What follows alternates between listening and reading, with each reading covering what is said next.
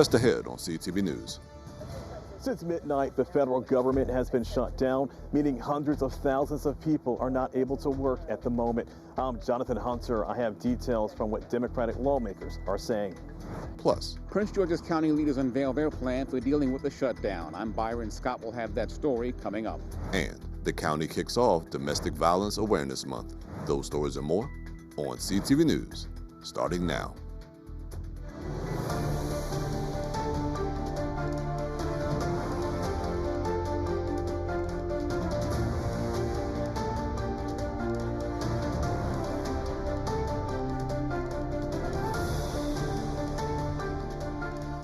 Good evening. This is CTV News for October 1st. I'm Anaya Falcon. And I'm Michaela Newton. Thanks so much for joining us. And topping our news tonight, the federal government is shut down. This comes after Republicans and Democrats could not agree on a short-term funding bill. CTV's Jonathan Hunter has reaction from several of Maryland's delegation members. Since midnight, the federal government has been shut down, meaning nearly 750,000 federal workers will likely be furloughed. Democratic lawmakers are pointing the blame at Republicans for the shutdown. It's official. The government has shut down. Non-essential government workers are not able to work and collect a paycheck. Agencies that are impacted include the IRS, national parks, museums, along with some health and food service programs. It's the American people at the end of the day who will lose the most when the American people are deprived of the benefit of the services that these patriotic federal employees provide. The reason for the shutdown stems from Republicans and Democrats not agreeing on a spending bill dealing with health care. House Republicans passed a bill that would extend funding for 7 weeks, but Senate Democrats have refused to support the bill because they believe it will make it harder for millions of Americans. Democrats are calling on an extension of tax credits that makes health insurance cheaper. Those credits are set to expire. And so we cannot do this at the expense of folks who are going to wake up on January 1st, in Maryland at least, with a 13% on average increase for their health insurance. The tax cut, the tax benefit they allowed to lapse, was the one that helps more Americans afford health insurance. That's the tax cut they allowed to lapse. House Speaker Mike Johnson is blaming Democrats for the shutdown, saying Democrats have officially voted to close the government. Results: moms and kids now lose WIC nutrition, veterans lose health care and suicide prevention programs, FEMA has shortfalls during hurricane season, soldiers and TSA agents go unpaid. The Republicans have as a policy of leverage and force shutting down America's government. While the government is shut down, essential government functions such as Social Security, Medicare, military operations, and air traffic control will remain open. Senator Angela Alsobrooks used to serve as the county executive of Prince George's County.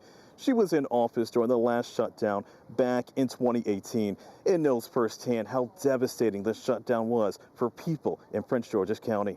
And so my experience is that I have been very close to the people who suffer as a result of the Republican shutdown. And that shutdown, that was Donald Trump's shutdown. This is another of Donald Trump's shutdown. And you're right, it has profound impacts on people. The Maryland delegation has vowed to continue to work until the government reopens. We are at work today, we were at work yesterday, we are at work on Monday. We have been here each and every day trying to find a deal to keep government open, to reopen government today. The Smithsonian announced it will remain open until at least October 6th because they will be using funding from prior years. I'm now going to toss it over to my colleague Byron Scott, who has more details on how the shutdown will impact people in the state of Maryland. I'm Byron Scott at the Wayne K. Curry Administration Building, where county leaders unveil their plan for dealing with the federal shutdown.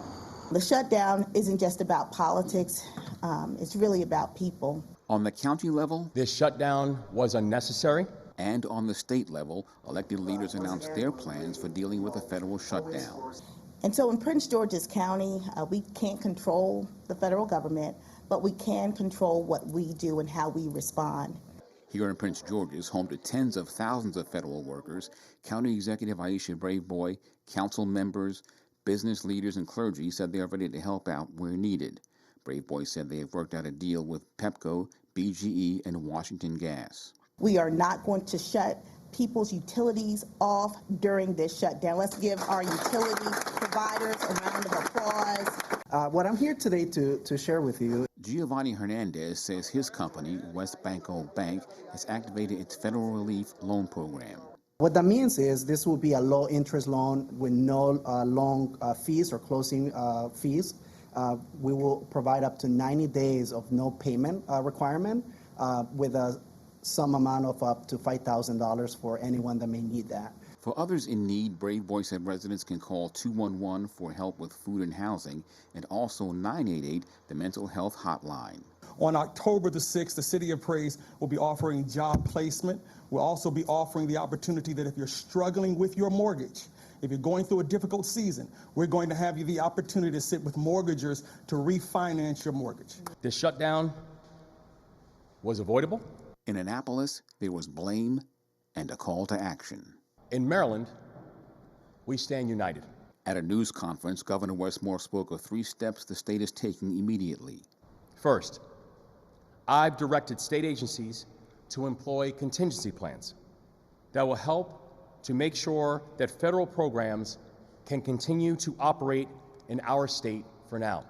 Second, we are working with the private sector to shield federal workers impacted by this shutdown from eviction, foreclosure, and utility shutoffs.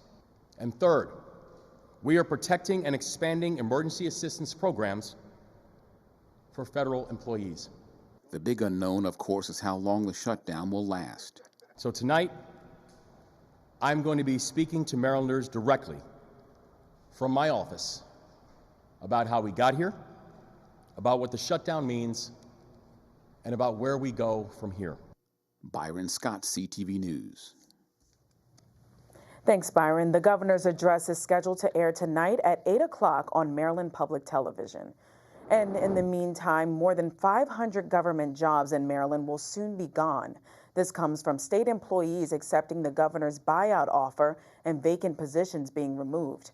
The agencies to get hit the hardest include the Department of Human Services, Department of Health, and Department of Labor. The Moore administration will officially recommend the state's Department of Public Works approve the termination of these positions at its next meeting on October 22nd. Well, big changes are coming to Maryland. 430 new laws take effect today. They cover everything from medical debt and child custody to cannabis reform and gun trafficking penalties. For example, creditors can no longer take your home over unpaid medical bills. Pardoned cannabis convictions will be wiped from public records, and landlords now have to give tenants at least 24 hours notice before entering a property. Another new law makes gun trafficking into Maryland a felony with up to 10 years in prison. And a police shooting in Prince George's County is now under state investigation. The Attorney General's office is looking into the actions of Chevrolet Police Chief David Morris after he shot and killed a man armed with knives in Riverdale Tuesday afternoon. Officers were following up on an earlier stabbing when they spotted a car tied to the case and then saw a man outside with 2 knives. Police say he charged at the chief, who fired his weapon, and the suspect died at the scene. Chief Morris, a 40-year-old veteran of law enforcement, wasn't hurt, but is now on restricted duty pending the outcome of the investigation. And Deputy Chief Jennifer Krause is now serving as acting chief. Well, today is October 1st, and that means it's the first day of Domestic Violence Awareness Month. The Prince George's Police Department celebrated with its 2nd annual Domestic Violence Awareness Month kickoff breakfast. Organizers held the event to raise awareness, offer resources, and stand in solidarity with survivors, some of whom were in attendance. I grew up in a very abusive home by maternal abuse. My father was a DC police detective, but ironically, I felt very low self-esteem, rejected and dejected, and found myself in a relationship with an abuser. People need to understand when they're in that domestic violence cycle. They need to know how to get out of it. They need to understand that there's help for them to help, and not only for the person that's being victimized, but also for the abuser. If they find themselves in a situation where they want to address this behavior, we have avenues for that in Prince George's County. They also announced the 4th annual Domestic Violence Awareness 5K Walk Run that is this Saturday, October 4th. And police say a Bowie man has died after a car crash in Glen Burnie on Monday. The victim has been identified as 28-year-old Jonathan William Fowler. Authorities were called to Ritchie Highway around 8:30 p.m. for a vehicle wreck. Police said a 2025 Kia K4 sedan was traveling south on Ritchie Highway in the right turn lane when it left the roadway and hit a telephone pole. Fowler was transported to the University of Maryland Shock Trauma Center in Baltimore, where he died. Officers are still investigating the cause of the crash. And you're watching CTV News. I'm Anaya Falcon. And I'm Michaela Newton. Still to come, we're now halfway through Hispanic Heritage Month. We stopped by the County Council to see how they are celebrating. We'll be right back.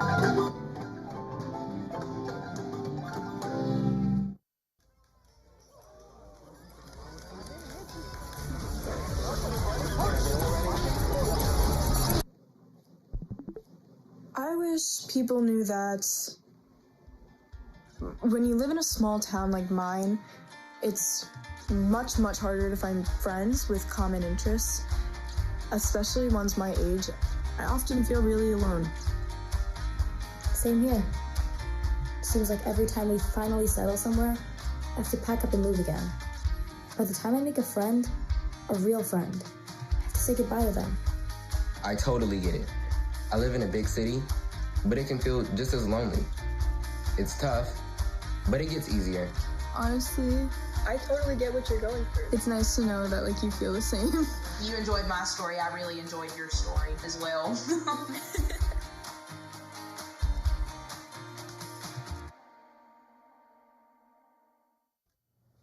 Welcome back. A new symbol on Maryland's driver's licenses is aimed at making interactions safer and more understood.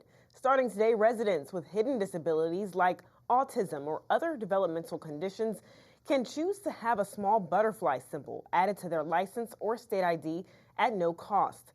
The change comes from Eric's ID law, named after Eric Carpenter Graham, who lives with high-functioning autism. His mother's advocacy turned their family's challenges into statewide action. It came to me a little later. He said, "Mom, I have an idea.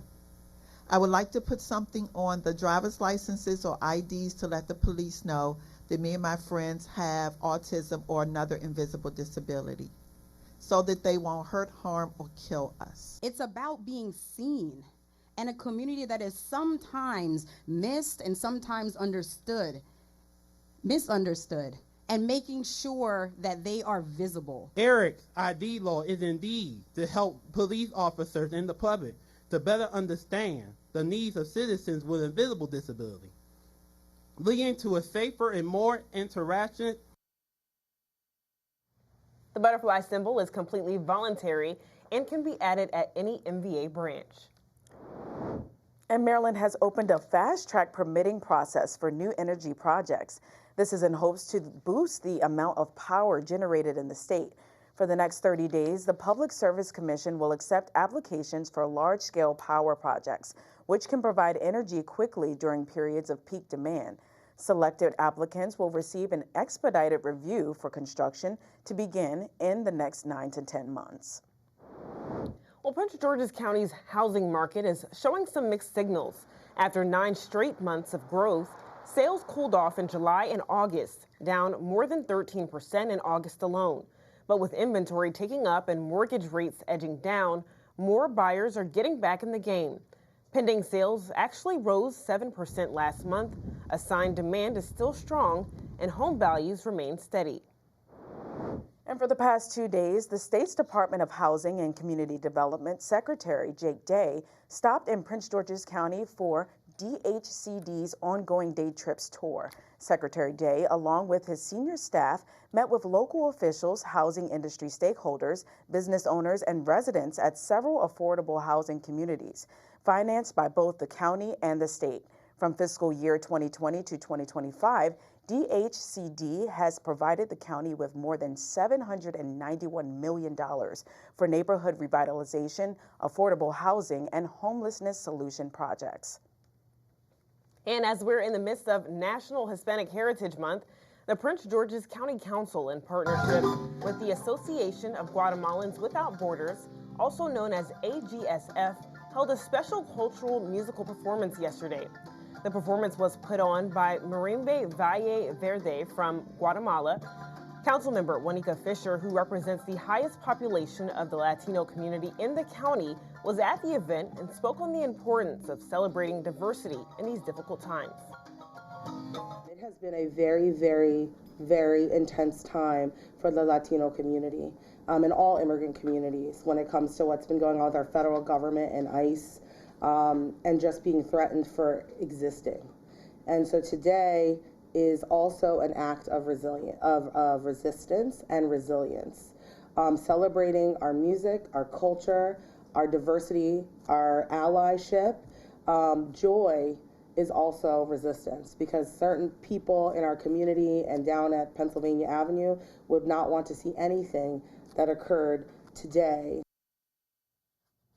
And the marimba is recognized as Guatemala's national instrument. And after 4 long years, the case of a 12-year-old who committed murder is finally closed. On Monday, a judge ended the probation of the now 17-year-old who shot and killed a 13-year-old King Douglas after an argument in Capitol Heights back in 2021. Douglas's mom and family members decided to no longer fight against the teen's release after seeing the teen's progress in school and his completion of services and rehabilitation. The judge told the teen she never wanted to see him in the courtroom again. And still to come on CTV News, one local woman has created a game to educate the minds of today's America and Africa. We tell you about the Africa Memory Game after the break. Stay with us.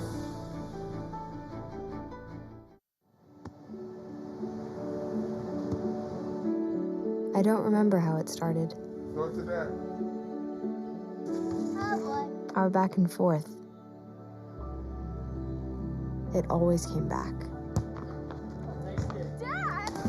You probably don't remember what you told me, That was perfect. but I heard every word.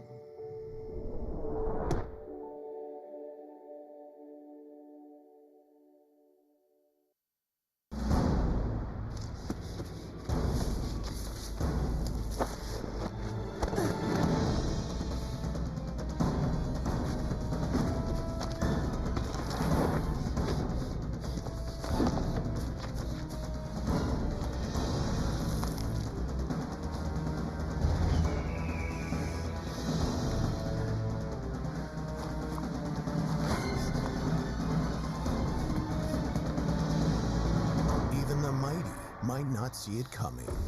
It's prediabetes, and it captures 1 in 3 adults. You may not even know you have it, but you can escape. Take the 1-minute prediabetes risk test to know where you stand. With early diagnosis, you can change the outcome and prevent or delay type 2 diabetes. Be your own hero on smartphones everywhere at doihaveprediabetes.org. If you live in Laurel, you may notice these curved islands with large stones around Main Street. Well, this is part of the city's 3rd phase of a multi-year safety initiative with a goal of improving visibility and pedestrian safety at key intersections. This was set to address the safety concerns of vehicles parking too close to corners. Now, the landscaping should be completed in spring of 2026 with black-eyed Susans, which is the state's flower, added to it. It's also just in time to celebrate 2026 Preakness Stakes at Laurel Racetrack and the 4th of July next year. And for decades, misinformation has been spread in the U.S. about Africa and the people that live there. I sat down with the Prince George's woman to find out how she's trying to change that narrative through her African memory board game. And then you have the opponent who come, 1, 2, 3, 4. Many are misinformed about Africa and its people, believing that Africans live in huts, are starving, or are savage in nature. Sometimes because of the video that have a lot of stereotype, so people don't understand that Africa has like houses and you have car and you have a life just like here. 54-year-old Paulette Mpuma immigrated to the U.S. from Cameroon when she was about 27 years old. She says she was saddened to see her children fall victim to the misinformation spread about Africa in the American education system. My daughter came, once and she asked me, if I have AIDS when I was a child, just because at school she saw a video where children of Africa have AIDS, and it was Black History Month, and that brought the concern of teaching people about Africa. She recalls her own son didn't even have a map of Africa in his school. That's why Mpuma is changing the game with a game, the African Memory Game. The game is like a race of knowledge on the continent. So it allows you not to discover just one country, but to go around the 54 countries and also discover the island. She also included where some famous people like Malcolm X originated from in Africa and information about important historical moments. It's building like a wealth of knowledge and is help in the identity of the children. Mpuma sells the game in a store called MWBC Shop Local in Bowie Town Center. And with worldwide shipping, she's already sold over 11,500 games. It's still a financial burden because it's when a game is out, you still have to find a way to distribute it. You still have a way to find a way to kind of make your margin in such a way that you can reinvest. So it's a lot of rope you pull. But she says her real goal is impact, not profit. With part of the benefits, I reinvest in women doing art and craft. So I'm selling like dolls from Ivory Coast, from a doll maker in Ivory Coast, and I bring it here and I propose to people. Each purchase of one of her board games also goes to help fund her orphanage and school in Africa by expanding learning resources, especially for girls and children in underserved areas. Mpuma says she hopes to expand and create more board games, digital games, and train young people to do the same. We have a lot to do, a lot to give, and we still need to find like ways like games or anything a mom can create, an app, to kind of bring whatever we have inside to give and leave it like a legacy for our children. And Mpuma created 2 games with Howard University and 1 with the Smithsonian Museum of African Art.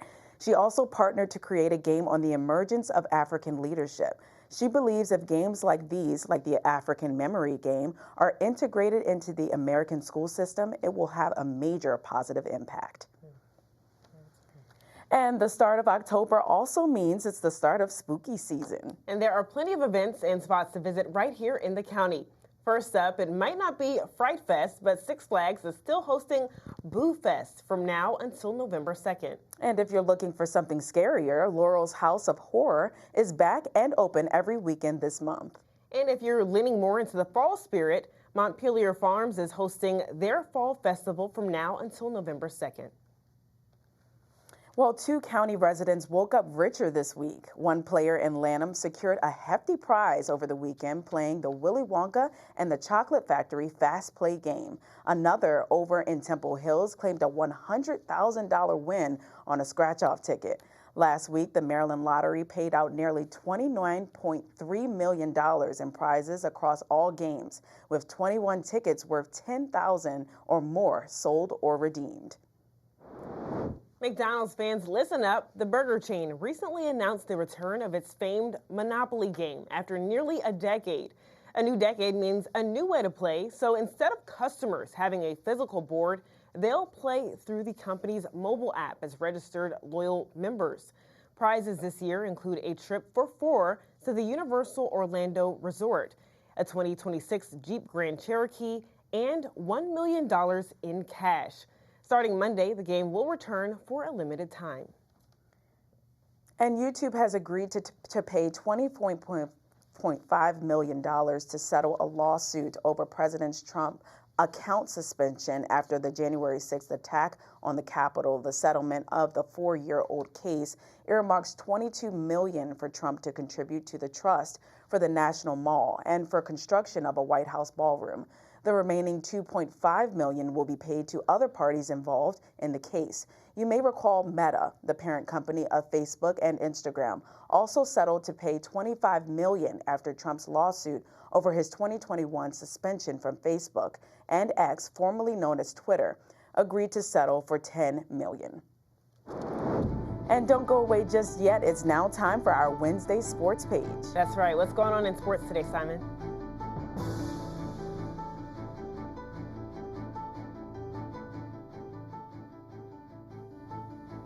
Stay right there, everyone, because I have some football and basketball news coming right up on your Wednesday sports page right after this commercial break. My opponent is completely disregarding almost half of my arguments which I responded to. Communities must step up. Laws and alone protest cannot against this stop the normalization. bullying. Well, I completely disagree. Point of inquiry, do you guys even realize that the #1 killer of children and teens are gun injuries? You're probably starting to realize now, this is not a debate. There is no adult in this earth that wants children to die. I worry for my kids.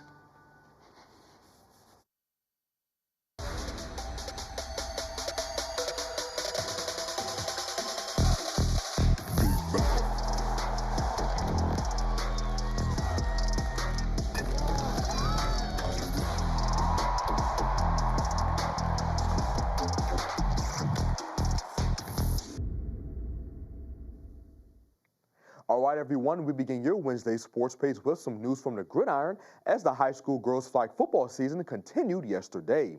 And there are multiple matchups as Largo shut out Northwestern 13-0, Parkdale survived a close game against High Point, beating the Lady Eagles 14-13, and finally Suitland fell to Wise, losing 13-6.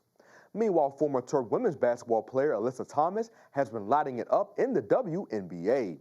Since she came in the league in 2014, Thomas has been named an All-Star 6 times, was an assist and steals champ, and has been named to the All-Defensive team 6 times as well. And now the Pennsylvania native will have a chance to win a ring as she and the rest of the Phoenix Mercury will take on Aja Wilson and the Las Vegas Aces in the WNBA Finals. I caught up with Terps women's basketball coach Brenda Fries recently, who coached Thomas during her time at Maryland, and she had high praise for her former player.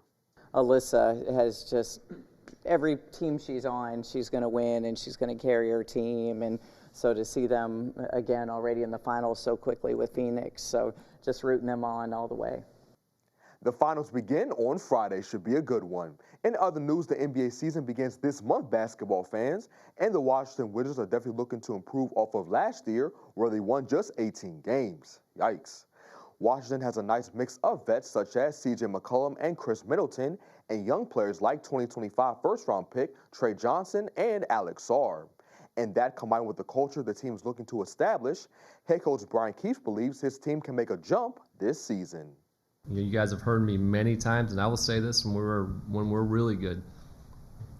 It always starts from you got to go back to the basics. So we're going to establish a standard that we have already built of how we operate, how we work. Now that's time to really transform that to the game.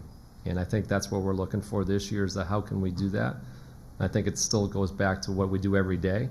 I think we're going to see more of a transfer to the games for sure. The Wizards began training camp yesterday, and that is your Wednesday sports page. Back to you, Michaela and Anaya. All right, Simon, thanks so much. Now let's take a look at our 3-day weather forecast. Tonight, mostly clear skies with a low of 51. For the next 3 days heading into the weekend, it's looking nice and sunny. Tomorrow, we reach a high of 69. Friday, with a high of 71. And Saturday, we have a high of 75. And for our community calendar, this Saturday is Girls in Aviation Day. The county is celebrating with a Women in Aviation International event at College Park Aviation Museum. All future female pilots will get the chance to meet women in aviation industry and try flight simulators, play games, and more. All the fun takes place from 10 a.m. to 1 p.m. For more information, email the address on your screen. All right, that's all the time we have for CTV News. Thanks so much for joining us. We'll see you again tomorrow. Have a good night.